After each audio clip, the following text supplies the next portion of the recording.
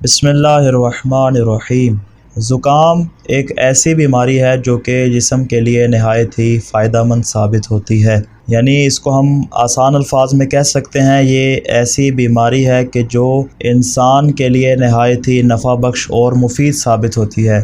انسان کے جسم میں جذام کی بیماری کا ایک مادہ موجود ہوتا ہے، اور جب بھی انسان کو زکام ہوتا ہے وہ مادہ اس کے جسم سے باہر نکل جاتا ہے۔ اسی بنا پر کہا جاتا ہے کہ جب بھی انسان کو زکام عارض ہو تو اس کا فوراً علاج نہیں کرنا چاہیے، بلکہ اتنی مدت تک انتظار کرنا چاہیے تاکہ جو جذام کا مادہ ہے وہ اس کے جسم سے خارج ہو جائے۔ البتہ بعض اوقات ایسا ہوتا ہے کہ زکام اس قدر شدید ہو جاتا ہے کہ اس کا علاج کرنا بہت زیادہ ضروری ہو جاتا ہے۔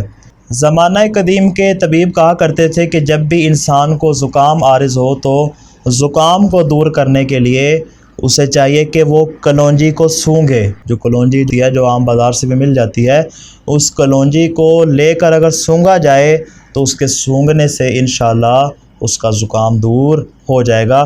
یہ زکام کا آپ آسان ترین علاج کہہ سکتے ہیں۔ لیکن اس کے باوجود بھی پھر بھی بہتر ہے کہ جو ناک سے زکام بہہ رہا ہے اس کو بہنے دیا جائے تاکہ آسانی سے جو جذام کا مادہ ہے وہ اس کے جسم سے خارج ہو جائے۔ بڑھتے ہیں اس کے دوسرے علاج کی جانب۔ اس کا دوسرا علاج ہے بنفشہ کا پھول۔ یہ ایک چھوٹا سا پھول ہوتا ہے جس کا جامن سا رنگ ہوتا ہے، اور اس پھول سے تیل نکلتا ہے۔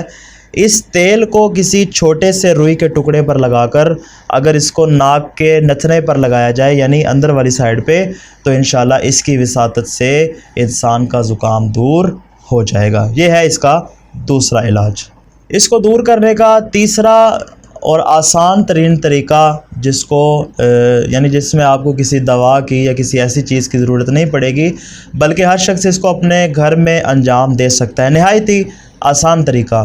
اور وہ طریقہ یہ ہے کہ جو سید ابن طاؤس نے اپنی کتاب میں اس کو نقل کیا، وہ کہتے ہیں کہ ناک کے رستے سے جو زکام بہہ رہا ہے اس کو دور کرنے کا آسان طریقہ یہ ہے کہ آپ اس ناک کے رستے کے ذریعے اپنے دماغ کو حرارت پہنچائیں۔ مثال کے طور پر آپ کسی ایسے کمرے میں بیٹھ جائیں جہاں پہ گرمی ہے، جہاں پہ درجہ حرارت نسبتاً گرم ہے، یا آپ کوئی ایسا عمل انجام دے کہ جس کی وجہ سے آپ کے دماغ کو گرمی پہنچے۔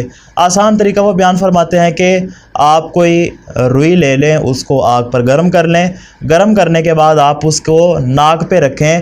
جب آہستہ آہستہ اس کی یہ حرارت انسان کے دماغ میں پہنچے گی تو اس کا زکام انشاءاللہ دور ہو جائے گا۔ البتہ یہاں پہ ایک اور بات بیان کرنا ضروری ہے کہ سید فرماتے ہیں کہ زکام انسان کا دو طرح کا ہوتا ہے۔ کبھی زکام ایسا ہوتا ہے کہ جو سردیوں میں ہوتا ہے، اور ایک زکام وہ ہوتا ہے جو کہ گرمی میں ہوتا ہے۔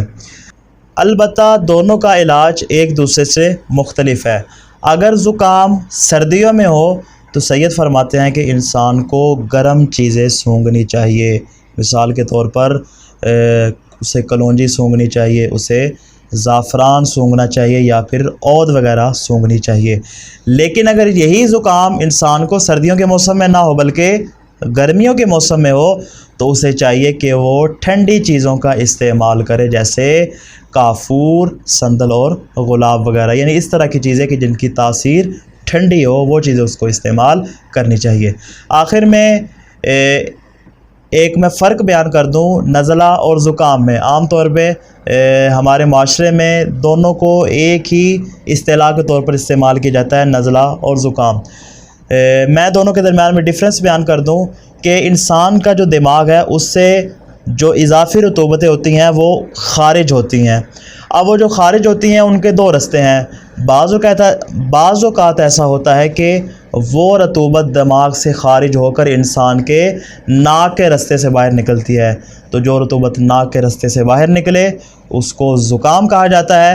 لیکن اگر یہی دماغ سے نکلنے والی رطوبت اگر انسان کے گلے سے نکلے تو اس کو نزلہ کا نام دیا جاتا ہے۔ دعا ہے خلاق دو عالم سے کہ خداوند کریم ہمیں ہر قسم کی بیماریوں سے دور فرمائے، اور بصدقہ محمد و آل محمد ہمیں تمام بیماریوں سے شفا یاب فرمائے۔ والسلام علیکم ورحمۃ اللہ وبرکاتہ۔